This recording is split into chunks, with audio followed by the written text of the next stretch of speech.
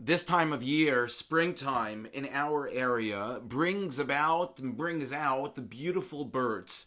Exceptionally beautiful. Blue jays, cardinals, orioles.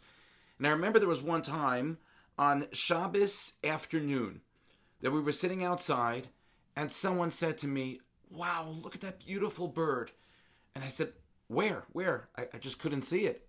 And they said, "Over there," and they had to direct me exactly where to look until I finally saw the bird.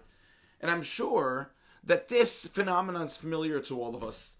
There have been times that someone told us to look at something and we weren't able to see it until we looked again a second time very carefully and were able to see what it was that we were looking for. In Parshas Tazria, the Kohen goes to inspect, to see the individual who has a nega, a blemish, in the concern of the fear that maybe that blemish is tsaras, the skin disorder that we speak so much about in this week's parsha and next week's parsha. And the pasuk says, "V'ra'ah haKohen es hanega," the Kohen should see the blemish, and then afterwards, a little bit later on, the pasuk says, "V'ra'ahu haKohen," which seems superfluous. Why does the Torah say that at first the Kohen sees, and then the Torah repeats that the Kohen sees the blemish? So the Kutna Rav, Zecher Tzadik Livracha, explains as follows. He says there is a remez here, an illusion for all of us, and that is that when we look at a person, we're not to look only at the chisaron, on that which is missing in the person. Imagine the Kohen is coming to look at this individual who has a blemish. We are told the skin blemishes tzaras comes from speaking lashon hara, from speaking badly about others. So the Kohen is coming to inspect this person to see if he has a blemish. And one would think that the Kohen is coming in only looking at the negativity that this person represents. The fact that something happened to this person because this person, he or she, spoke so much lashon hara, spoke so much negatively about others.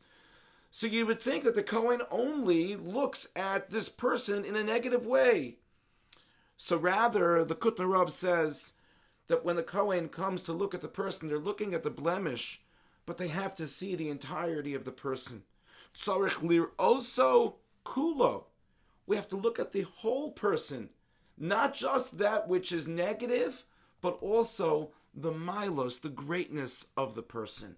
And that's why the pasuk says, "V'ra'ah haKohen." At first, the Kohen just simply sees the blemish, but then "V'ra'ahu haKohen," the Kohen sees the entirety of the person. When we see people who make mistakes, when we see the negative elements of people, do we focus in on the negative? Do we get caught up in people's mistakes?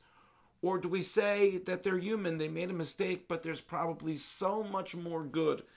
And then do we seek, do we desire, do we try to find out about the good that makes this person special, as all of us are? May we be zoche, may we merit that. Unfortunately, there are times that we do see things that are negative in people, but may we merit to see the entirety of the person and not get fixated, locked down, and really paralyzed to just seeing the negative. If we do so, then hopefully people will look at us in the same fashion, and we will be able to become closer and learn from our fellow human beings.